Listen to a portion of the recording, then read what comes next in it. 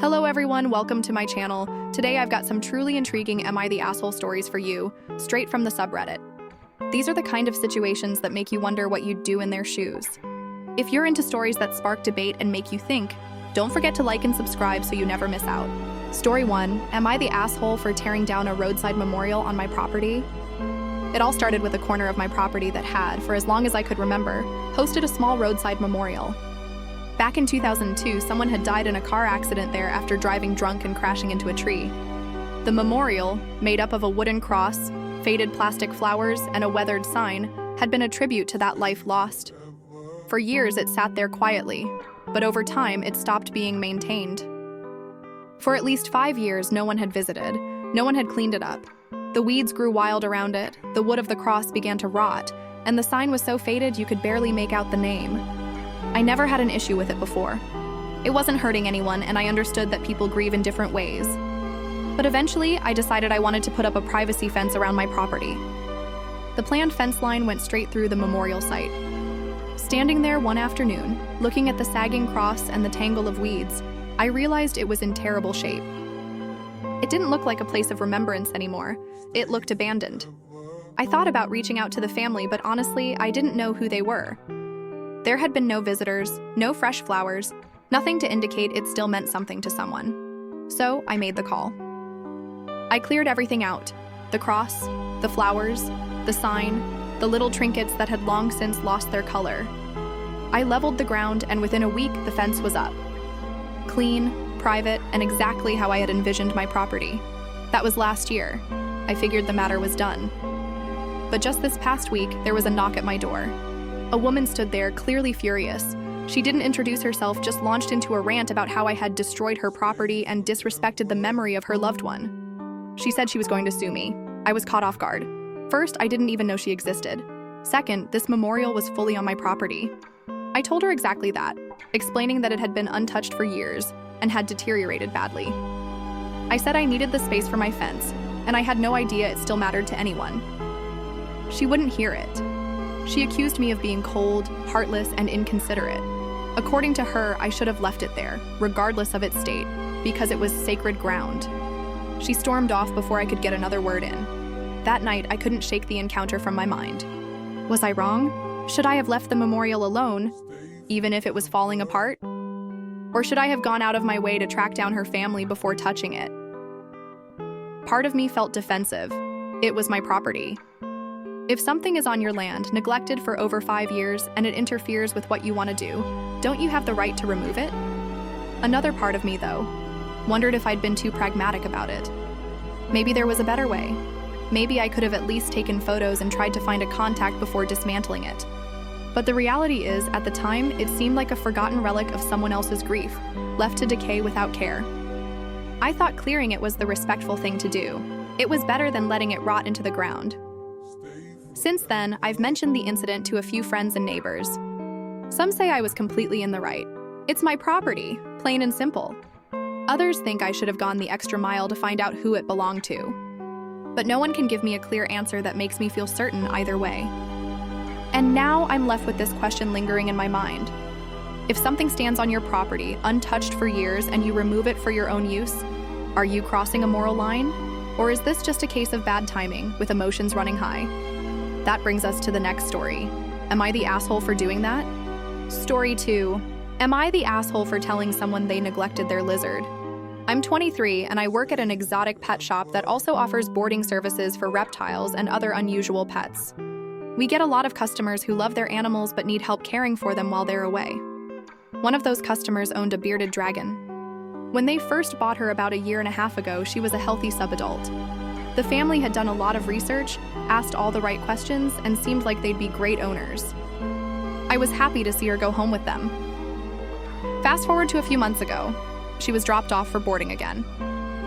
But this time, I noticed something alarming. She was severely underweight. Her tail looked thin, her hips were sticking out, and her eyes didn't have the same brightness. I mentioned my concerns to the owners, but they brushed it off. They insisted she looked the same as before, was eating fine, and was perfectly healthy. I didn't push the issue, but I couldn't shake the feeling something was wrong. Then, just a few days ago, they brought her in for boarding again. I wasn't working that day, but my boss saw her and was immediately concerned. He gave her medicine, placed her in a hospital enclosure, and told me to check on her when I came in. The next morning, I walked into the shop and the smell hit me instantly, the unmistakable stench of death. My heart sank as I approached her enclosure. She was gone. Her body was so thin you could literally see the outline of her bones. Her eyes were crusted over, and her skin looked dry and lifeless. I called the number they had left in our boarding log. It went straight to voicemail, 3 times. Frustrated and upset, I left a message. I told them the lizard had passed away and that I wanted to talk about her care. I said she looked incredibly emaciated, like she hadn't received proper care in months, and I asked them to call me back right away. My tone was firm, but I wasn't yelling or insulting them. An hour later, my boss called me to say the owners had contacted him, complaining that I was rude and disrespectful, and that my voicemail was uncalled for. He asked me exactly what I said, so I repeated it word for word. His response was just, okay. No lecture, no siding with them, just okay. The next morning, the mom and her 19-year-old son came into the shop to pick up the lizard's body. Right away, the mom told me I had no right to speak to her like that. She said I didn't know their circumstances and that accusing them of neglect was wrong. I told her that when you choose to own a pet and call it part of the family, it should never look the way hers did.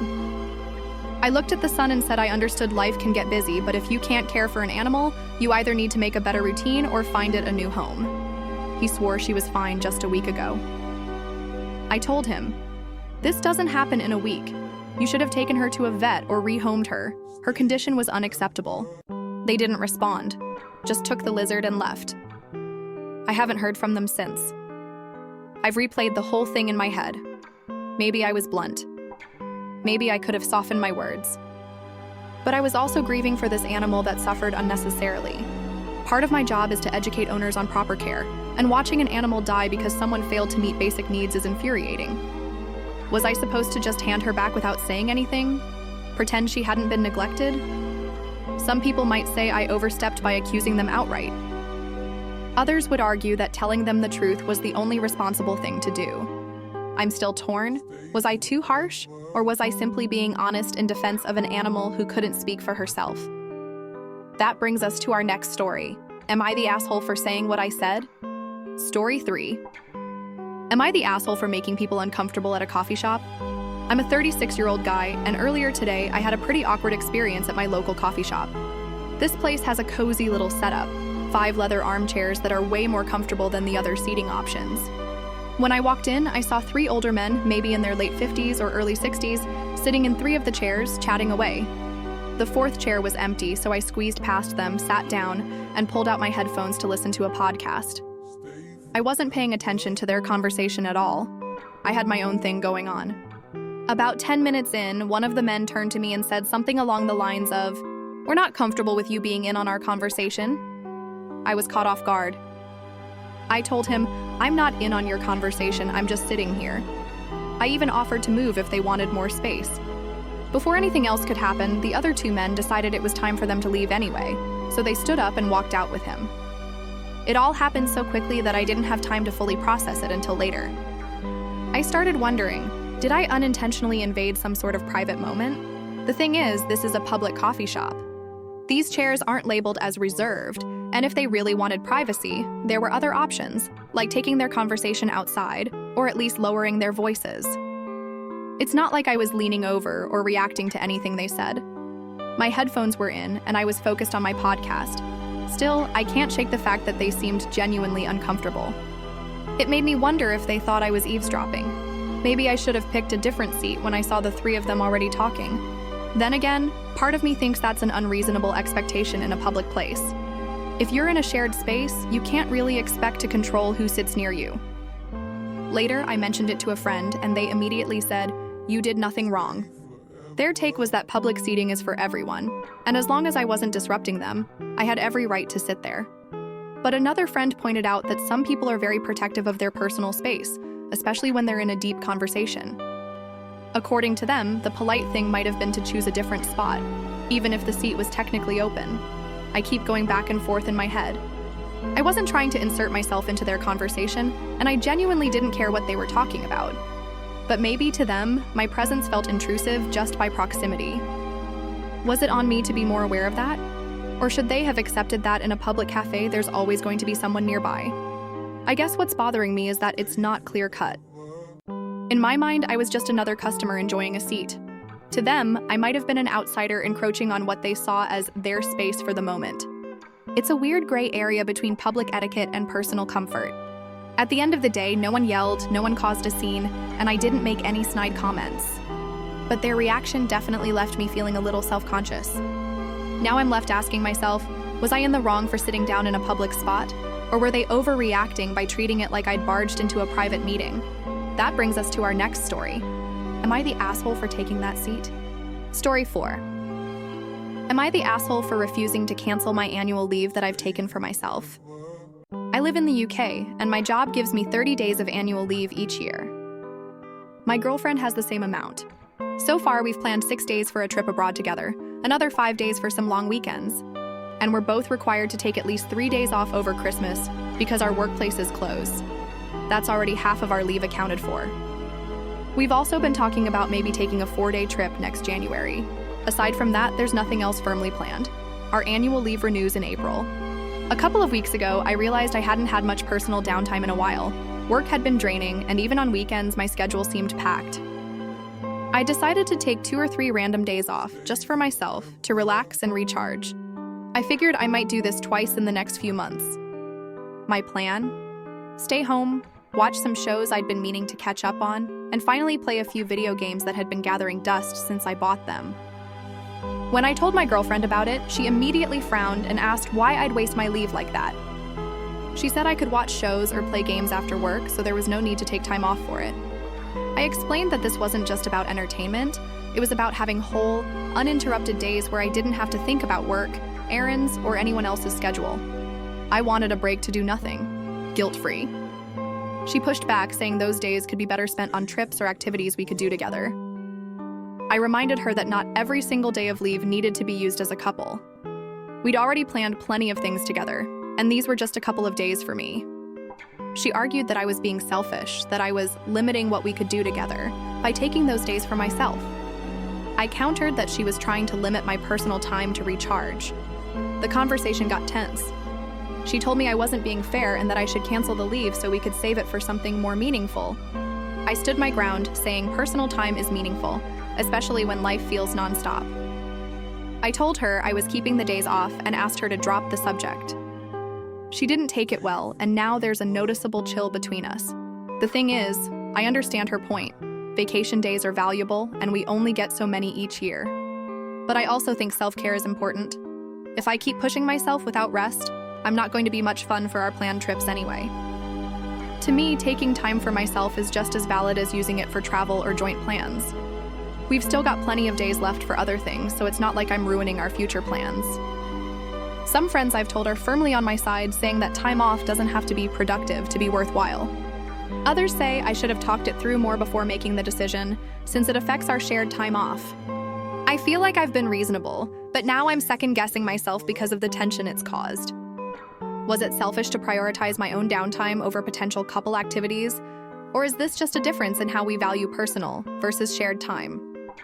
That brings us to our next story. Am I the asshole for keeping those days to myself? Story 5. Am I the asshole for moving my neighbor's bike out of my doorway? I live in a small apartment building with only 4 units. The hallway isn't big, just enough space for us to get in and out of our doors without bumping into each other. Last week, my upstairs neighbor suddenly started storing their bike right in front of my door. At first, I thought it was just for the night, maybe because they were in a rush or fixing something. But no, it stayed there. It's not a tiny bike either. The handlebars stuck out, and the back wheel practically brushed against my doormat. It was annoying, but I figured I'd give it a day or two before saying anything. Then I tripped over it. Not once, but twice. Once when I was carrying groceries, and once when I was leaving for work in a hurry. Both times I nearly went sprawling. That was enough for me to bring it up with them. When I finally caught them in the hallway, I asked politely if they could move the bike somewhere else. I told them it was blocking my doorway and that I'd already tripped over it twice. They shrugged and said it was just temporary because they didn't have space upstairs at the moment. I bit my tongue and decided to give them the benefit of the doubt. A week later, the bike was still there, completely unmoved. That morning, I was trying to carry a box out of my apartment, and once again, the bike was in the way. I had to twist sideways just to get by, and it scraped against my wall. I'd had enough. I moved it about 2 feet over, leaning it gently against the wall by the stairwell where it wasn't blocking anyone's door. Later that evening, there was a knock on my door. It was my neighbor, and they were clearly annoyed. They asked why I had touched their property without permission. I told them straight. I'd asked them to move it, they didn't, and it was blocking my only way in and out. They insisted it was their bike, their choice, and that I had no right to touch it. I said that leaving it in front of my door for over a week was inconsiderate, and I wasn't going to trip over it anymore. The conversation didn't go anywhere. They stormed off, muttering about people not respecting boundaries, which felt ironic considering they were literally blocking my front door. Now things are awkward whenever we pass each other in the hallway. Here's the thing, if it had been 1 or 2 days, I wouldn't have cared. If they had been making an effort to move it when asked, fine. But ignoring me and leaving it there for over a week? I don't think I was wrong to finally take action. On the other hand, I did move something that didn't belong to me. Some people might see that as crossing a line, no matter the reason. So now I'm wondering, was I in the wrong for moving their bike so I could use my own doorway? Or were they the one being disrespectful by leaving it there in the first place? That brings us to our next story. Am I the asshole for doing that? Story 6. Am I the asshole for refusing to let my mom wear white to my wedding? I just turned 23 and I'm getting married this October. My mom and I have always had what I'd call a rocky relationship. Things got worse after I got engaged. She's been oddly competitive, making comments about my body, comparing our engagement rings, and saying things like, "This day is as much about me as it is about you." At first, I thought she was joking, but over time it became clear she wasn't. A few weeks ago, she showed me the dress she planned to wear to my wedding, a white floor-length gown that honestly looked like something a bride would wear. My jaw dropped. I told her flat out that she couldn't wear it. In my opinion, it wasn't appropriate for the occasion, and I didn't want anyone confusing her with me in photos or stealing the spotlight. She got quiet for a moment and then burst into tears. She said this was her last chance to feel beautiful before she got old, and that I was selfish for denying her that. I felt guilty. I didn't want to crush her feelings, so I tried to compromise. I offered to go shopping with her to find something elegant and flattering that was still appropriate for a wedding guest. But she refused. Her whole demeanor shifted. Suddenly, she was accusing me of being controlling, ungrateful, and obsessed with attention. She claimed I was trying to outshine her on purpose.